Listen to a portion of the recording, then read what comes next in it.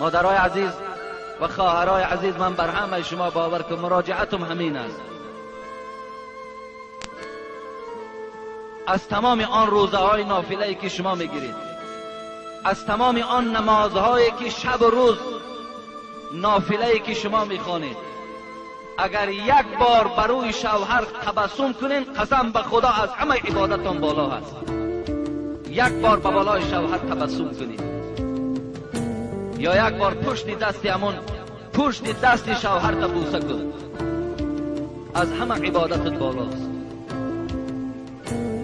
کوشش کن مادر عزیز، خواهر عزیز، کوشش کن که شوهر از پیش خود دستش بردارد، گوید خدا تو را اهل جنت گرداند. کوشش کن.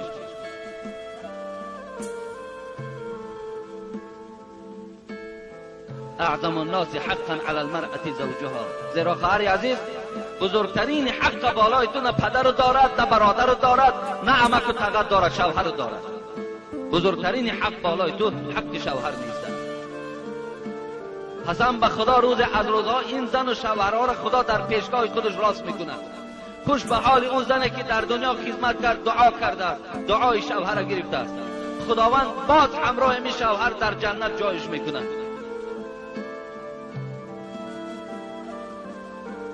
حضرت عایشه از شوهر از حبیب خدا گفت در حقم دعا کن. رسول اکرم صلی الله علیه و سلم دست مبارک برداشت، زیرا از عایشه راضی بود. زیرا عایشه همیشه در خدمت رسول اکرم قایم بود، همیشه پشتیبانی از رسول اکرم میکرد، شوهرش غیبت نمیکرد، شوهرش کمبودی‌هاش در پیش دوگانه ها و زنهای همسایه بیان نمیکرد. عذر زیاد دوستانم، یک چند ثانیه وقت شما رو برای رکلام میگیریم. ما قیمار یعنی که ادین اکسپرت رکلام نداریم. یک چند نمود رکلامایی است که برای ما و شما فایده‌ناک است و ان شاء الله که این کاری ما رو پیش میبرد و ما بهترین رولیک‌ها رو حرکت میکنیم که بهراتون پیشنهاد کنیم. بعد از رکلام با حاضر شما میتوانید نوارا تماشا کنین. اگر شما مشکلی با ریختن موی سر داشته باشین یا اینکه ریشتون تونوکر میخواین غوض کنین، سفید شوی پوستی بدن داشته باشین، خود رو بزبالا کردن یا اینکه خراب کردن میخواین و چندین نمود بیماری های دیگری که در اینجا عکس ها دیده ایستاده این، تنها با ان همین نمرها زنگ زنین. داروهای گیاهی به خیمیکات است، دستافکا با تمام شهرها میبرند. در شهر مسکو، اکاترینبورگ، سن پترزبورگ در مهلت یک ساعت دستافکا بر شما برده میرسونند. با تاجیکستان هم میبرند و با دیگر شهرها 3 روز یا اینکه 4 روز دستافکا برده با شما میرسوند. زنگ بزنید بگید ما از شبکه صدای امید برای شما گپ زده ایستاده ایم، برای شما سکیت میکنند. حتما زنگ زنید. داروهای گیاهی به خیمیکات. زنم حس نمیکند که من شوهر دارم، با مادرم و خواهر و دادرهایم رنگ سگ رفتار میکند. گپ گردانده چی گپی که نباشد جواب میدهد، حتی خاطر مرا نمیبیند.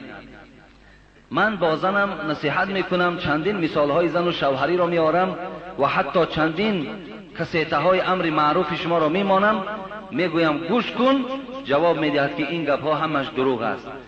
این بدبخت را بزاره نشد، بزدن نشد، و من گپ های میگوید که در شریعت این گپ ها تماما درست نیست برای گفتن شوهر. لیکن خاطر فرزندهایم چیکار کنم نمیدانم. در وقت زدنم حقارت کردم، تمام حقارت ها را بر من گردانیده. میگوید که من هم خودم نغز میدانم که این بدبخت زنم دوزخی میباشد. راستی که من با این زندگیم خودم را شوهر مرد حساب نمی کنم. اما چی علاج؟ بابای حاجی گوید که زندگی ما با این زن درست است یا نه؟ من در حاضره با پدر و مادرم زندگی میکنم و من او چسکه برای خانه گرفتم. می توانم که در مدت کوتاه خانه اندازم، لیکن با این زنی بدبخت جدا شدن نمی خواهم. می ترسم که مرا بسیار عذاب می دهد. داملا مرا چی مصلحت می دهید؟ با من میگوید که از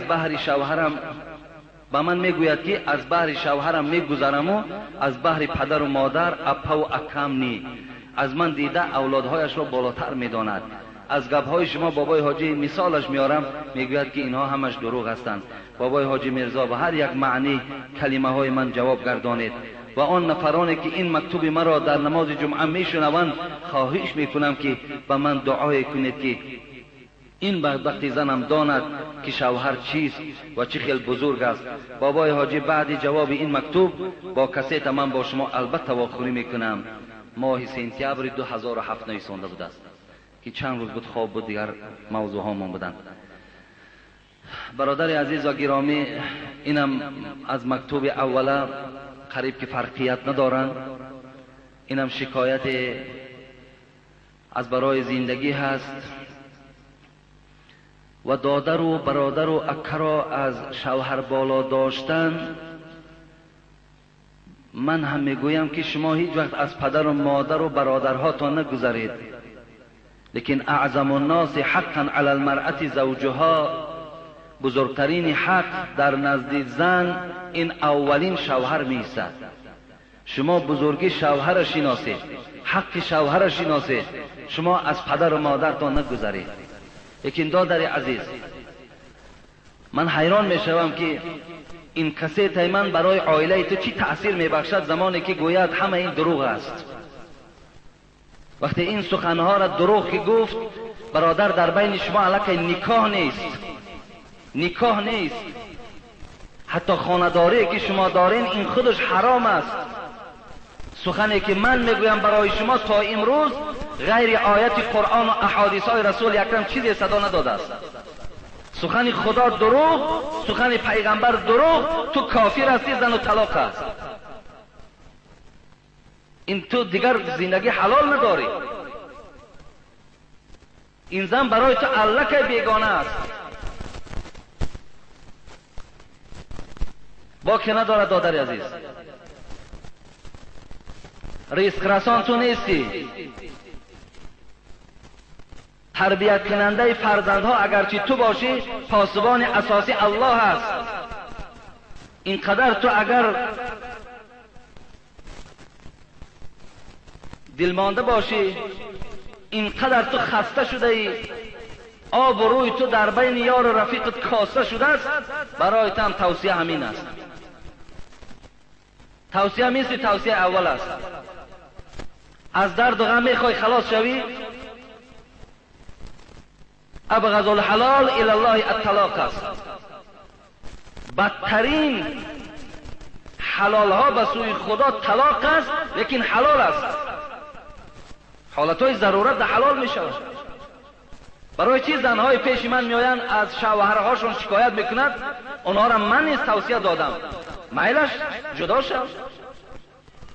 شاید خدا برای تو یکون شوهر خوب دهد.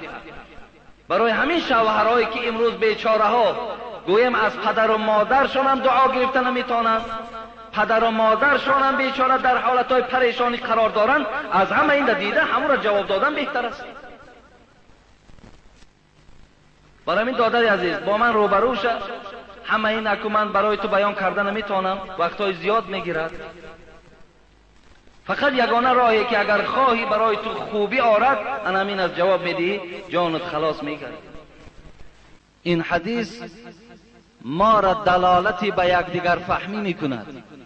این حدیث ما را دلالتی به یک دیلی میکند، ما را دلالتی به همبستگی میکند. از این خاطر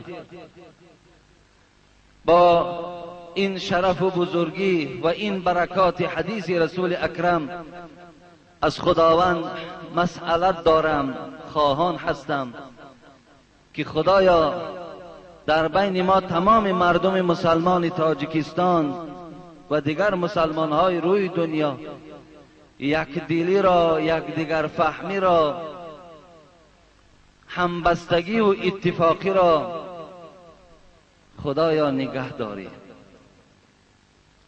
و خدایا ما مردم مسلمان را در زیر این آیت انما المؤمنون اخوة سرجم بگردانی. خدایا از دل ما مسلمان ها کینه و حسد و بخیلی را دور بگردانی.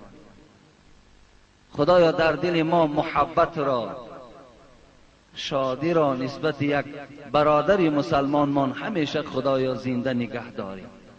خدایا هیچگاه ما را بدخواه یک برادر من نگردانی. خدایا خاتمه کارمانم به خیر بگردانی.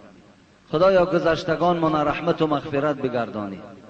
خدایا برادرانی که امروز در سفر هستند همگیش خدایا صحت و سلامت به خاندانشان برسانی.